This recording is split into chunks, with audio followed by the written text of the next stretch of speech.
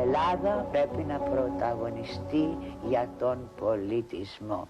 Η Ελλάδα αυτό είναι η κληρονομιά της, αυτό είναι η περιουσία της και αυτό, αν το χάσουμε αυτό δεν είμαστε κανείς. Φοβάμαι μήπως χαθεί η ιδεολογία στη γη και ότι γίνομαι ανθρωπάκια που θα θέλουμε να καλοπεράσουμε και εμείς οι Έλληνες ακόμα να χάσουμε αυτό που λέγεται αξιοπρέπεια, αγωνιστικότητα. Ναι. Τα όνειρά σου για αύριο, τα σχέδιά σου ποια είναι, τι θα ήθελες?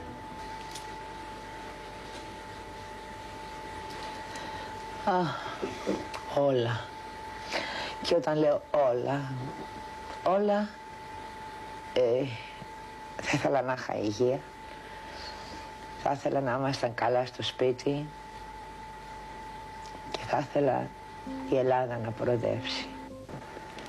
Τι θα έλεγες, πώς νιώθεις έτσι κάποιες στιγμές που αναπολύεις το παρελθόν? Δεν αναπολώ ποτέ το παρελθόν.